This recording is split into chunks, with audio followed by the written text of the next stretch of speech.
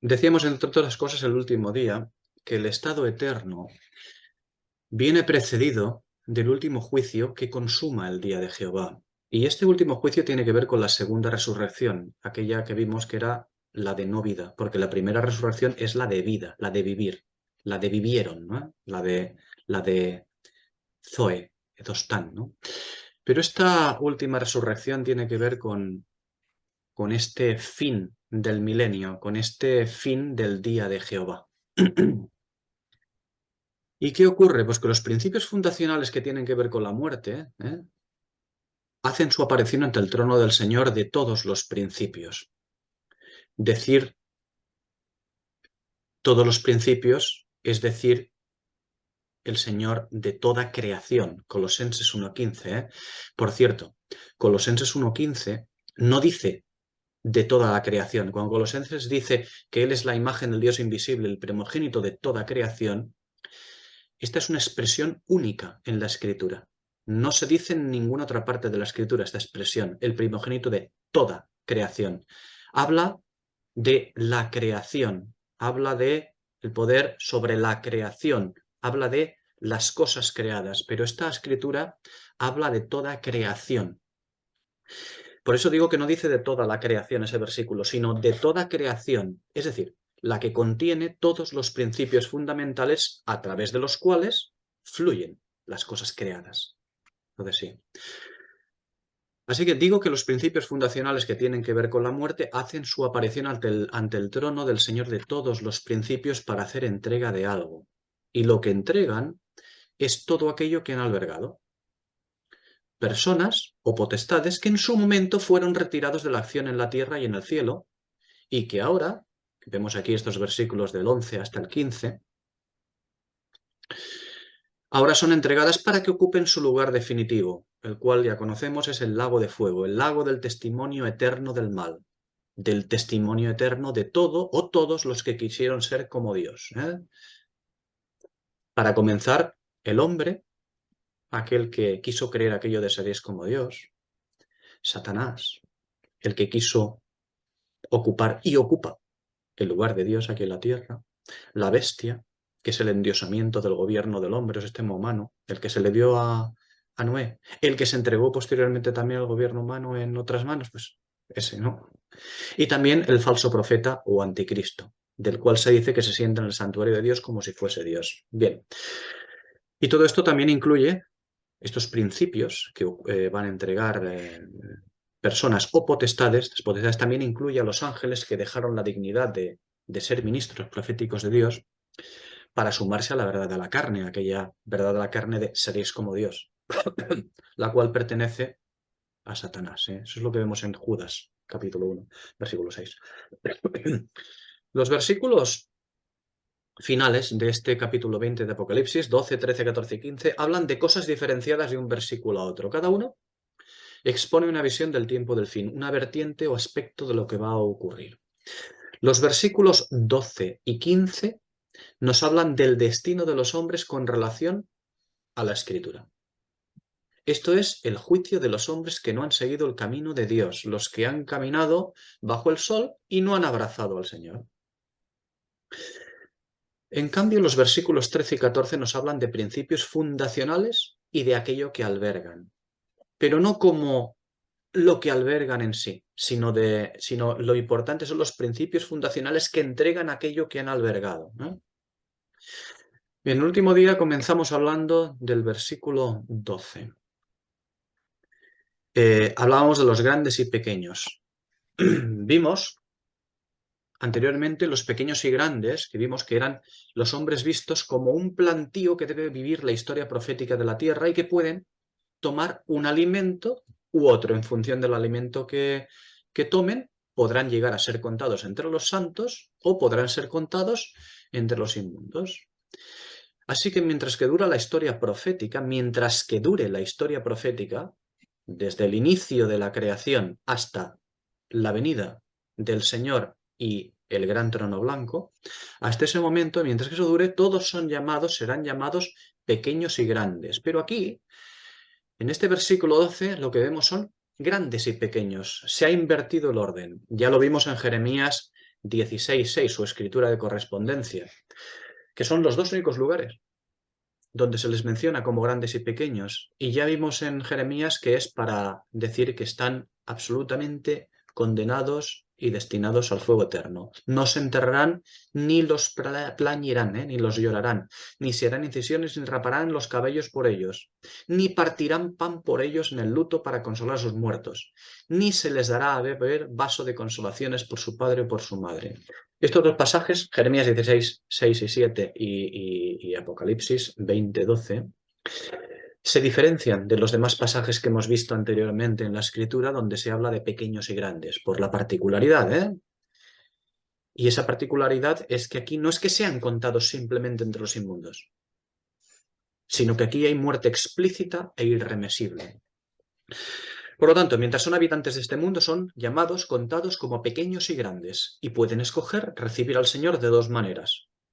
Sobre todo, cuando venga el tiempo del milenio, pueden escoger recibir al Señor como los hijos, como al crucificado, siendo hijos de Dios, o pueden recibir a aquel Rey de Gloria mientras se sometan a Él en el milenio. Vivirán el milenio y tendrán el tiempo de escuchar el Evangelio que salte para eternidad. La última oportunidad al hombre, a los pequeños y grandes bajo el sol. Cuando ese acabe, serán llamados grandes y pequeños y por lo tanto destinados al lago de fuego y azufre. Bien, vemos otra particularidad aquí en el versículo 12. ¿Qué es lo que vemos? Los libros abiertos. Una vez más, este pasaje hace referencia a Daniel 7. Ya dijimos que estaba haciendo referencia a Daniel 7, este pasaje. Pues una vez más, con el tema de los libros abiertos, también sigue haciendo referencia a Daniel 7. En este caso, al versículo 10 de Daniel 7. Fijaos que en Daniel 7 trata a los libros abiertos como aquello que ha de iniciar su juicio antes del establecimiento del reino. Mientras que Apocalipsis 20, aquí, los abre los libros a la finalización del milenio. Daniel 7 se abre el juicio antes del establecimiento del reino y por lo tanto antes del milenio. Apocalipsis 20 los abre a la finalización del milenio. ¿Cuáles son estos libros? No debemos de tener ninguna duda de cuáles son estos libros.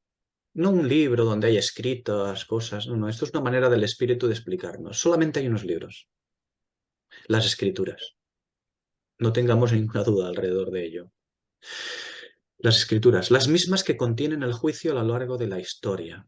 Las mismas que contiene el lagar del furor de Dios y la que contiene el lagar del furor y de la ira de Dios.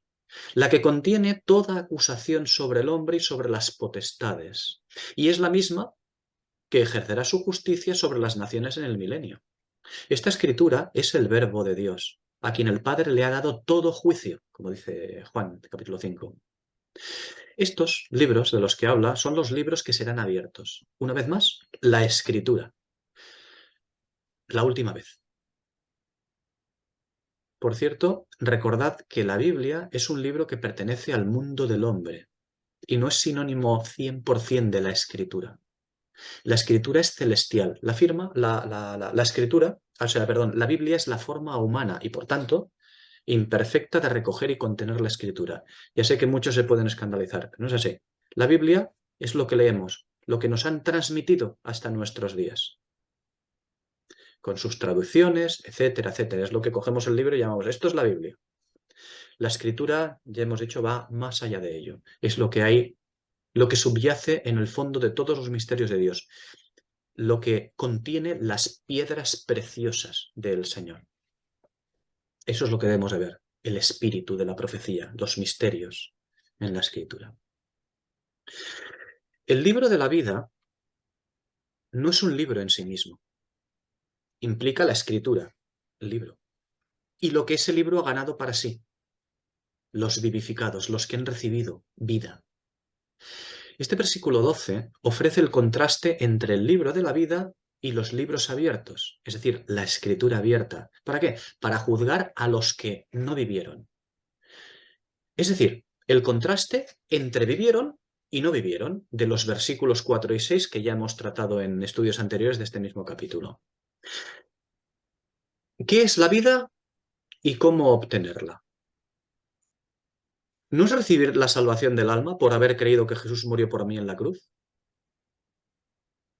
La vida eterna no depende de versículos tales como Hechos 16:31, aquel que dice, cree en el Señor Jesucristo y serás salvo tú y tu casa. O Juan 3:16, porque de tal manera amó Dios al mundo que ha dado a su Hijo unigénito para que todo aquel que cree en él no perezca, sino que tenga vida eterna. O más adelante, en el 36 de ese mismo capítulo de Juan. El que cree en el Hijo tiene vida eterna. Mas el que rehúsa creer en el Hijo no verá la vida, sino que la ira de Dios permanece en él. Un último versículo. Mateo 19:29. Y todo el que haya dejado casas, o hermanos o hermanas, o padre o madre o mujer, o hijos o tierras por mi nombre, recibirá 100 veces más y heredará la vida eterna. Así que la vida eterna no depende de versículos como estos que hemos citado. En realidad, eso es una versión simplista de la verdad espiritual, una versión superficial. No es errónea, ¿eh?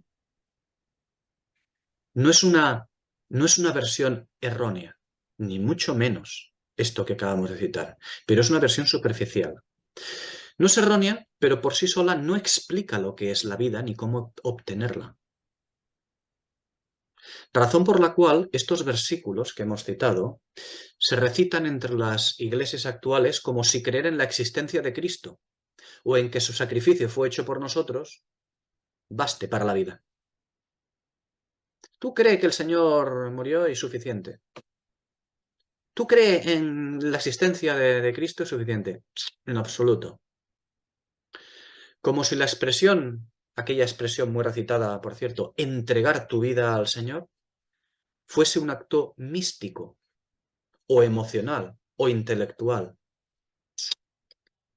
No es nada de esto, hombre. Qué pena, que es lo que muy habitualmente se enseña. Ojo, que no digo que sea erróneo esta versión, pero es muy superficial. La cuestión subyace más abajo, es profunda, es espiritual, ¿no? Es lo que quieren decir esas escrituras. Veamos otras escrituras. Juan 5:24. El que oye mi palabra y cree al que me envió, tiene vida eterna. Y no vendrá condenación, sino que ha pasado de la muerte a la vida. Vaya, aquí ya no es creer en, aquí es creer a.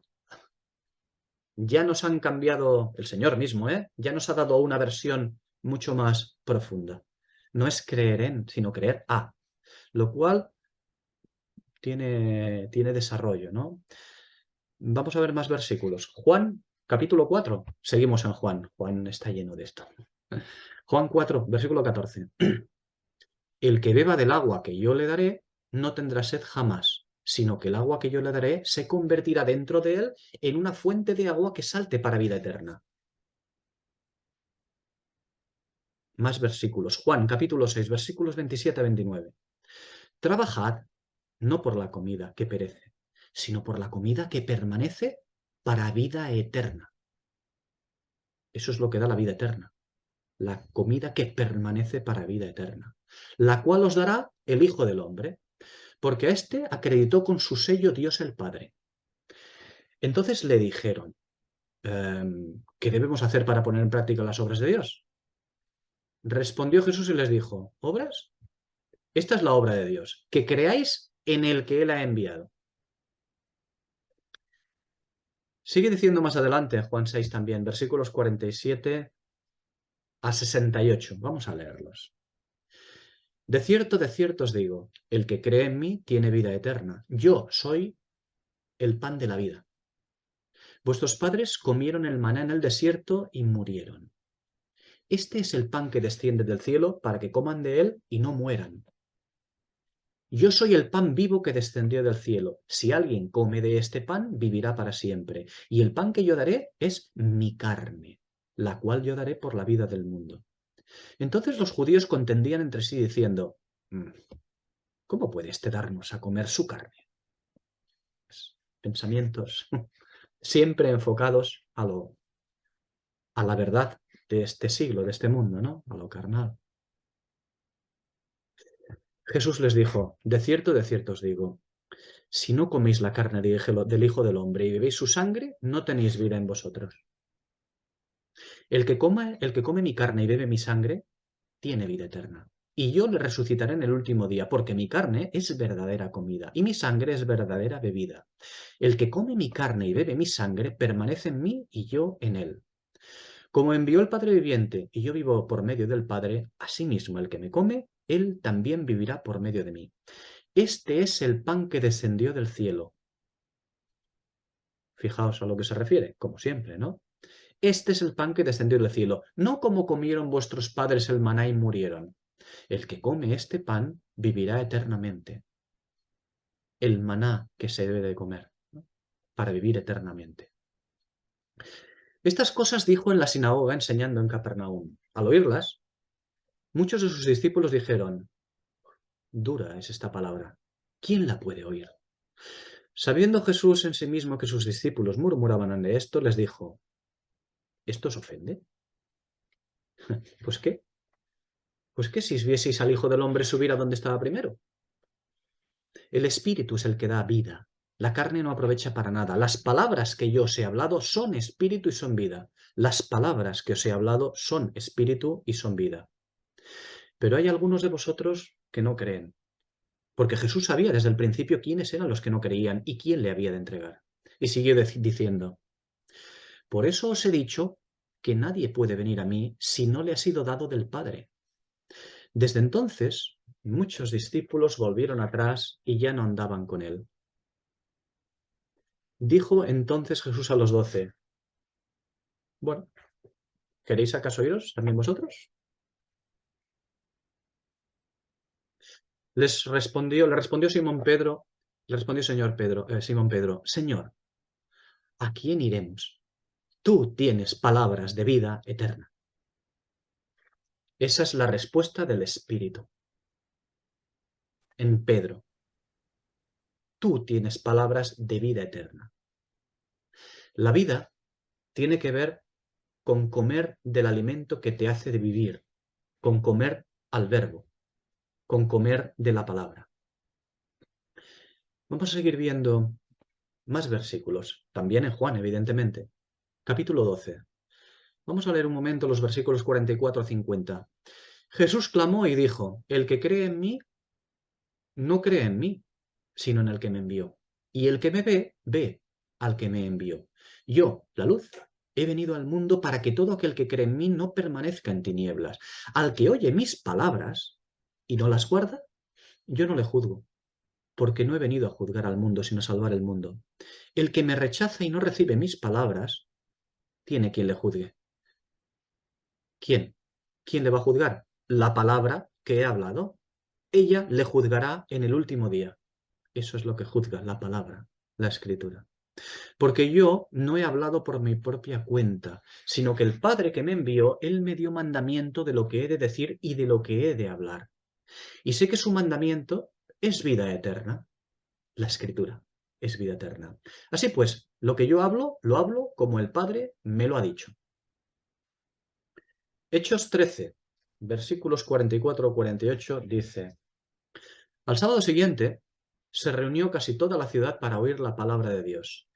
Pero viendo los judíos la muchedumbre, se llenaron de celos y se oponían a lo que Pablo decía, contradiciendo y blasfemando. Entonces Pablo y Bernabé, hablando con denuedo, dijeron, es necesario que la palabra de Dios os fuera anunciada primero a vosotros, los judíos. Mas puesto que la desecháis y no os juzgáis dignos de la vida eterna, mirad, nos volvemos a los gentiles. La palabra de Dios. Porque así nos lo ha mandado el Señor diciendo, te he puesto para luz de los gentiles a fin de que seas para salvación hasta lo último de la tierra. Los gentiles, aquellos que estaban allí, oyendo esto se regocijaban y glorificaban la palabra del Señor, y creyeron todos cuantos estaban destinados a vida eterna. No todos. Creyeron todos cuantos estaban destinados a vida eterna. Todos los gentiles se regocijaban y glorificaban la palabra de Dios, pero solamente creyeron todos aquellos que estaban destinados para vida eterna. un poco más acerca de esto. Permitidme algunos versículos más. Ahora el Salmo 119, versículo 144. Dice, justicia eterna son tus testimonios. Justicia eterna son tus testimonios. Hazme entender y tendré vida. Y si no entiendes, no tendrás vida. Hazme entender y tendré vida. La vida eterna tiene que ver con la palabra de Dios. Tiene que ver con entender para poder tener vida. Hay que entender mucho, mucho. Hay que entender conforme a la medida que recibimos. Ni más ni menos. Pero hay que entender. Primera carta de Juan, capítulo 5, versículo 20. Pero sabemos que el Hijo de Dios ha venido y nos ha dado entendimiento para conocer al que es verdadero. Y estamos en el verdadero, en su Hijo Jesucristo. Este es el verdadero Dios y la vida eterna. Entendimiento para conocerlo. Juan 17:3. Otra vez volvemos a Juan. Y esta es la vida eterna, que te conozcan a ti, al único Dios verdadero, y a Jesucristo, a quien has enviado. Jesucristo mismo es la vida eterna. Tener vida es conocerle. Tener vida es tener su mente, la cual es la Escritura. Primera a los Corintios 2:16. Y Jesucristo es el Verbo, como dice Apocalipsis 19. Él es el Verbo, es decir, Él es la palabra, es decir, Él es la Escritura, es decir, Él es el espíritu de la profecía, conforme a Apocalipsis 19:10 y Apocalipsis 19:13. En fin, la vida, vivir, tiene que ver con escudriñar las Escrituras. Juan 5:39. Escudriñad las Escrituras porque a vosotros os parece que en ellas tenéis vida eterna, y ellas son las que dan testimonio de mí. ¿Y quien no escudriña las Escrituras? Pues pérdida de bendición, y por lo tanto, pérdida de vida eterna. Ya veremos qué es lo que hay al final. Pero pérdida de bendición y por lo tanto, pérdida de vida. Naturalmente. Cuanto más conozco al Señor, más conozco la vida, ¿no? Es lo que llego a entender, ¿no? Bien. Los grandes y pequeños, de los que hablábamos acerca de este juicio, de este tribunal blanco, los grandes y pequeños reciben juicio de condenación en función de la Escritura, en función del alimento profético que han asimilado. Hemos hablado de los versículos 12 y 15. Vamos a hablar ahora de los versículos 13 y 14. Los versículos 13 y 14 nos hablan de otra cosa. Los versículos 13 y 14 nos hablan de los principios fundacionales con relación al reino de la muerte. Fijaos que no habla de mares aquí en estos versículos. No, habla de mar, el mar, en singular. Uno solo, el mar del abismo. Porque se trata del mar original de Génesis 1:10, el mismo que el del Salmo 104, versículos 5 y 6. Es ese mar, es ese principio fundamental que alberga otros principios que tienen que ver con la muerte, con el apartar de la vida en la tierra bajo el sol a personas o principios que ya no deben actuar allá. Fijaos, como he citado el Salmo 104, versículos 5 y 6. Él fundó la tierra sobre sus cimientos, sus principios fundacionales. Dice, no será jamás removida. Con el abismo, como con vestido, la cubriste. Sobre los montes estaban las aguas.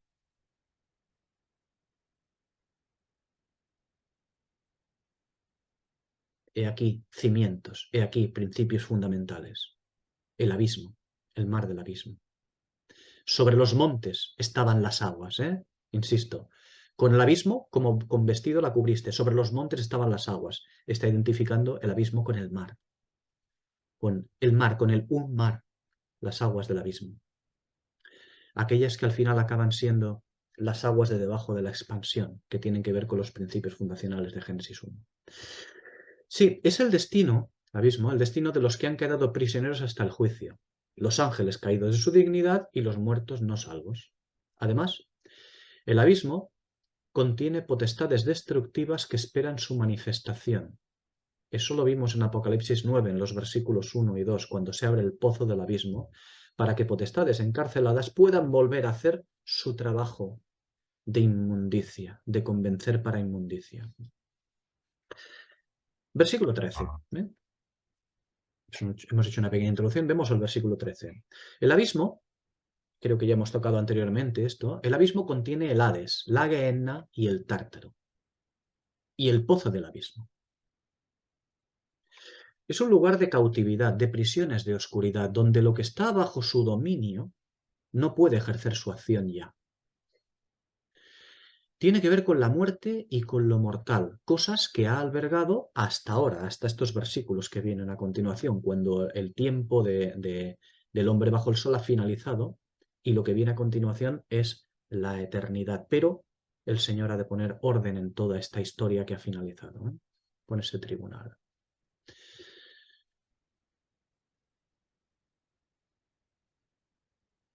Por eso digo que tiene que ver con la muerte y con lo mortal, cosas que ha albergado hasta ahora y ahora es el momento de entregarlo. Y este abismo, pues, entrega a sus prisioneros, a todos los que se encuentran en él, Hades, Gehenna y Tártaro. Aquí habla del mar, la muerte y el Hades, en este versículo 13. El mar es el abismo que contiene todo lo que pertenece al reino de los muertos y de la muerte, es decir, los muertos y lo mortal. Todo lo que pertenece, insisto, al reino de los muertos y de la muerte, los muertos y lo mortal, las tinieblas y sus prisiones. ¿De acuerdo? La muerte, es decir, su palabra es thanatos, lo mortal, lo que es mortal. Cuando habla de muerte aquí, la palabra griega es thanatos, es decir, lo mortal. Aquí es la Gehenna y el Tártaro, cosas que contienen el mal, bien hombres, bien potestades. Y el Hades es otra cosa. El Hades son los muertos no salvos. La Gehenna y el Tártaro tienen que ver con Thanatos, con lo mortal. El Hades y el Seol hebreo tienen que ver con los muertos no salvos, tienen que ver con necros, no con Thanatos, sino con necros. No es lo mismo. Por eso una aclaración sobre la muerte, Thanatos. La palabra muerte se usa para indicar a muertos, a los muertos en general, como Isaías 53:12. Pero sobre todo para indicar lo mortal, lo que mata. Y eso lo vemos en diferentes escrituras. Romanos 6, Romanos 7 en su versículo 13, Romanos 8 en el versículo 2. La primera carta de Juan, capítulo 5, versículo 17. Santiago 1:15. Primera a los Corintios 15:16. Y eso entre otros. Ahí está esta expresión, esta palabra, thanatos. Lo mortal, lo que mata. No tanto los muertos, sino lo que mata, aquello que mata. Y aquí la muerte tiene que ver con lo mortal. En todos los pasajes que he citado, entre otros que hay, tiene que ver con lo mortal. Por lo tanto, con la Gehenna, con el infierno. Esto, ¿cómo diferencia con la palabra muertos? Porque la palabra muertos no es thanatos. La palabra para la escritura cuando usa, cuando usa la expresión para hablar de los muertos, usa la expresión necros, lo cual es una palabra bastante diferente, aunque tengan que ver todos con la muerte, pero cada cosa lo suyo, porque si no, vemos thanatos y dice, entregó a los muertos en un momento, ¿cómo que los muertos? La muerte es una cosa y los muertos son otra, aunque tengan mucho que ver, pero tenemos que diferenciarlo. Bien. Por lo tanto, este versículo que estamos tocando ahora de Apocalipsis 20, el versículo 13, a diferencia del versículo 12 del versículo anterior, ahora este versículo 13 habla de la muerte en su relación fundacional con la creación. Habla del destino de todo lo que alberga el abismo, el cual es de Dios, recordemos. Apocalipsis capítulo 9, versículo 11, el abismo es de Dios. Él tiene su potestad sobre el abismo. para que todas estas cosas estén encerradas. Así pues, es importante ver que el versículo 12 habla de muertos, de los muertos, necros, y el versículo 13 habla de la muerte, de tanatos. Por lo tanto, está hablando de principios fundacionales, principios fundamentales, ¿de acuerdo? La muerte, tanatos, es algo que alberga el mal propiamente dicho. Por lo tanto, hablamos de Gehenna y de Tártaro, potestades. Gehenna, que se traduce infierno para los hombres, Tártaro para las potestades. Pero por eso digo, hablamos de Gehenna con respecto al hombre y Tártaro con respecto a las potestades. Todo está contenido por el abismo. Pero, ¿podemos hablar de Tártaro con respecto al Hades? No, no podemos. No es lo mismo. Cada uno alberga algo diferente, aunque estén en el abismo. Pero el Tártaro alberga potestades. ¿Podemos hablar de Gehenna con respecto al pozo del abismo? No, en absoluto tampoco. El Hades contiene la Gehenna, pero no contiene el pozo del abismo. El Hades contiene la Gehenna. Lucas 16, 22, 24. El Hades, esa Gehenna que pertenecen a la raza humana. Pero la Gehenna está relacionada con la muerte, Thanatos, no tanto con los muertos, necros. Ya sé que muchas palabras juntas, ¿verdad? Para los necros, es decir, para los hombres muertos, el Hades. Para lo mortal, Thanatos. La Gehenna, hombres, y el Tártaro, potestades. Aquí muchos pensarán que Hades y Gehenna son la misma cosa porque todos irán a parar al mismo lago. No es así. Todos irán a parar al mismo lago. Pero Hades y Gehenna no es lo mismo, aunque la contenga. La diferencia estriba en que en su fundación el Hades tenía dos departamentos. Para salvos y para no salvos. Por lo cual Hades no es exactamente la misma cosa que Gehenna. Y que Gehenna alberga el mal, es decir, la muerte, lo mortal de los hombres. Resumamos. Abismo es aquel mar que contiene todo lo que pertenece al reino de los muertos y de la muerte. De los muertos y de la muerte, de todo. Los muertos y lo mortal, las tinieblas y sus prisiones. Contienen todo lo citado. Y lo citado lo vamos a ver también ahora, en este resumen. Hemos visto al abismo. Al Hades, contenido. El Hades son los muertos no salvos. Se usa para nombrar el lugar de los muertos. Al lugar de los muertos. La Gehenna. La Gehenna pertenece al Hades. Y se habla de ella cuando se menciona al hombre en su mal. La Gehenna apunta al lago de fuego. Apunta, pero no es el lago de fuego. Se traduce infierno, es lo que hemos traducido como infierno. Es la precursora del lago por el mal intrínseco que contiene.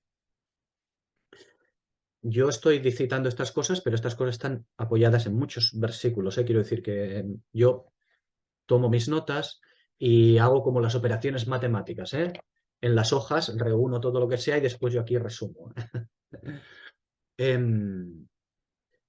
Después tenemos el Tártaro. El Tártaro contiene a las potestades inmundas prisioneras reservadas para juicio, lo que se llama como los ángeles. Tenemos el pozo del abismo, que es lo mismo, contiene a las potestades inmundas prisioneras, pero con vistas a manifestarse para destrucción de los hombres. Fijaos que Tártaro no es exactamente lo mismo que el pozo del abismo, y contiene a las mismas potestades, pero no es lo mismo. Se le llama Tártaro cuando estas potestades inmundas están prisioneras y reservadas solamente ya para el juicio. Se le llama pozo del abismo cuando estas potestades inmundas prisioneras son vistas o están prisioneras con vistas a manifestarse para la destrucción de los hombres, para incidir como en Apocalipsis capítulo 9. La última cosa, la muerte, Thanatos, lo mortal. Esto alberga al mal, es decir, lo mortal, y se habla de ella como abarcando la Gehenna de los hombres y el Tártaro de las potestades o pozo del abismo también. Fijaos que el imperio de la muerte, es decir, Thanatos, lo mortal, pertenece a Satanás. Eso lo vemos en Hebreos 2:14. Es el imperio del mal, el cual la Gehenna y el Tártaro, o pozo del abismo, hacen gala de albergar, independientemente de los ocupantes de estos.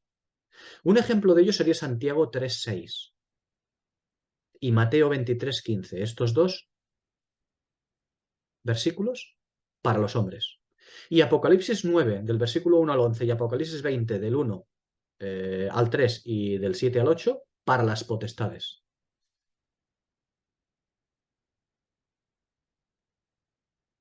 Vamos a ver el versículo 14.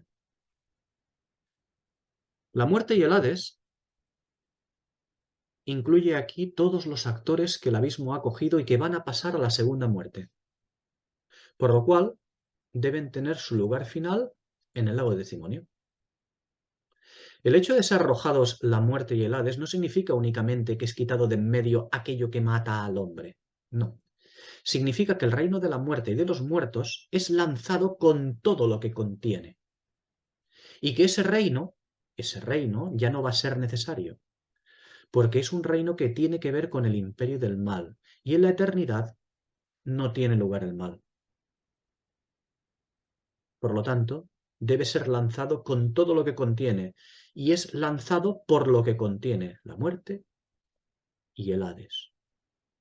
La muerte y el Hades no son simplemente lugares, no, son principios fundamentales, son principios elementales, como el cuerpo de Cristo, la novia, que no existe, sino que está formado por sus miembros. Y al conjunto de miembros se le llama cuerpo, igual que la asamblea, que no existe en sí misma, sino que es el conjunto de sus miembros. Pues la muerte y el Hades son aquellos cuerpos o principios que están formados a partir de sus miembros, para hacer la analogía. Sin sus miembros, no existen en sí mismos. Lo que existe es el abismo, que es lo que lo contiene todo, el abismo es lo que contiene todo lo que tiene que ver con cautividad, con todos y todo lo que deja de ejercer su acción en la tierra, y será hospedado por el abismo, aquello que deja de ejercer su acción en la tierra, todo y todos, será hospedado por el abismo en las condiciones que merezcan. Y a todo lo que el abismo recibe, se le denomina de una manera u otra en función de su condición espiritual. Hombres o potestades. Por lo tanto, se le menciona según la condición espiritual de aquello que alberga, de los seres que alberga. Por lo tanto, se llamará muerte, tártaro, gehenna, pozo o Hades. Y fijaos que se puede pertenecer a más de uno a la vez. Se puede pertenecer al Hades y a la vez a la gehenna. La muerte y el Hades son lanzados al lago porque es lanzado lo que está bajo su denominación. Notemos que el mar, fijaos, es curioso, fijaos aquí en este versículo, el mar no es enviado al lago de fuego. Qué cosa, ¿verdad? Todo el mundo esperaría, pues el mar es lanzado. No, no, no, no, no es lanzado al mar. ¿Por qué? Pues porque el mar tiene que ver con el abismo, representa al abismo, es el mar del abismo. Y el abismo pertenece al Señor. Es un lugar que ha contenido aquello que pertenece al reino de la muerte y la oscuridad, pero no desde su principio o aparición, ¿eh? El abismo es un lugar que contiene cautividad, prisiones, bien sea para los hombres, bien sea para las potestades portadoras de inmundicia. Pero el abismo no es un mal en sí mismo, no es un cuerpo de profesantes que contienen personas en mal o potestades en mal. El abismo no. El abismo contiene al Hades, Tártaro, la muerte, contiene esos principios. Digo que el abismo no es un mal en sí mismo, por eso no es lanzado. El abismo pertenece al Señor, quien es el ángel del abismo. Es el Apolión, el Abadún, es decir, el destructor. Podemos verlo en Mateo 18, en Mateo 10:28, en Apocalipsis 9:11 y en la primera carta a los Corintios capítulo 5, versículo 5. El abismo pertenece a Dios desde la creación de los cielos y la tierra, siendo este abismo, uno de los elementos primigenios que da lugar a otros elementos fundacionales. Fijaos en Génesis 1, ¿dónde está el abismo? Está a la par, incubando, moviéndose sobre las aguas, como se mueve también el Espíritu de Dios. ¿Qué cosa? Las tinieblas. El abismo, ya lo hemos tratado anteriormente, tiene que ver con los principios que pertenecen a las aguas de debajo de la expansión, es decir, con todo lo que pertenece al mundo de lo terrenal, que no simplemente material, todo lo que pertenece al mundo de lo terrenal, no simplemente a lo de lo material. Y estos principios difieren de los que tienen que ver con las aguas de encima de la expansión, que son aguas según los principios del cielo, ¿vale? Fijaos cómo el abismo está representado por el mar, aguas, está representado por el mar, mientras que la muerte y los demás elementos no tienen representación en ningún elemento, sino que pertenecen al ámbito del abismo. El mar está el abismo está representado por el mar, por las aguas. Pero los demás elementos no tienen representación, o sea, perdón, los demás elementos no tienen representación en otro elemento. ¿Por qué? Porque pertenecen al ámbito del abismo. Bien, como hemos apuntado anteriormente, la muerte segunda recoge a todo lo que no tiene vida. Zoe, la no vida. Recoge a todo lo que no tiene vida y que había sido cautivo durante mucho tiempo en el abismo por su condición de albergador de la muerte. Así pues, la muerte segunda recibe hombres y potestades para ser un testimonio perpetuo del mal, del apartamiento de la palabra de Dios, del apartamiento de la voluntad de Dios, de no haber besado al Hijo, de querer ser como Dios. Vamos al versículo 15. Como he dicho antes, el libro de la vida tiene que ver con la escritura y lo que ese libro ha ganado para sí. ¿Qué es lo que ese libro ha ganado para sí? Los vivificados, los que han recibido vida. No hallarse inscrito en el libro no significa que, ay, a ver si estoy inscrito no en algún libro. No, no hay ningún libro. Escriba. Es la misma escritura. No hallarse inscrito significa no tener vida. Significa no haber heredado la vida.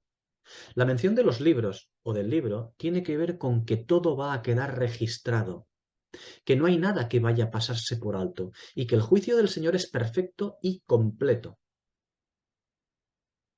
Por eso el versículo 13, dos anteriores, dice que cada uno fue juzgado según sus obras, porque nada hay que no sea contemplado por el Señor en su completitud. Porque los libros representan aquello que hay que mirar para poder comprender exactamente lo que pertenece a la sanción o voluntad del Señor. Cuando digo sanción me refiero a la voluntad del Señor, lo que Él decide, su voluntad. Insisto, los libros representan aquello que hay que mirar para poder comprender exactamente lo que pertenece a la sanción o voluntad del Señor. Daniel 9:2. Segundo de Crónicas 9:29. Primera de Pedro 1:10. Esos son los libros. Cuando estos versículos hablan de libros, están hablando de esto, ni más ni menos. De la escritura, no de otros libros. Esos libros que acabo de citar, Daniel 9, Segundo de Crónicas, Primera de Pedro 1, esos libros son los que Pablo necesitaba. Segunda carta a Timoteo, capítulo 4, versículo 13. Esos son los libros que Pablo necesitaba. Y nosotros también necesitamos para poder buscar diligentemente al Señor. Son los mismos libros que otorgan vida y otorgan no vida. La escritura para juicio y para vida eterna. Esos son los libros donde se está inscrito. Y quien no haya recibido vida por los libros, es decir, por la escritura, solo tendrá no vida. Estos versículos del 12 al 15 que tratamos tratan en exclusiva de los que no vivieron, aquellos que ya vimos en los versículos 4 a 6. Y no vivieron por lo que dicen los libros. Al Señor le preguntaron, ¿qué haré para heredar la vida eterna? Y el Señor le contestó, Lucas 10, 25, 26.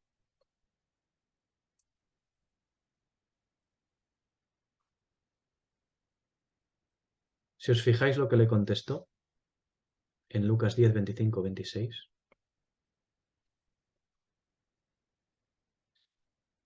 Maestro, ¿qué he de hacer para heredar la vida eterna? Y él le contesta, ya veis lo que contesta, ¿verdad? ¿Qué está escrito en la ley? ¿Cómo lees? Pues eso, la respuesta del Señor es ocuparte del libro. ¿Quieres heredar la vida eterna? Ocúpate del libro, ocúpate de los libros.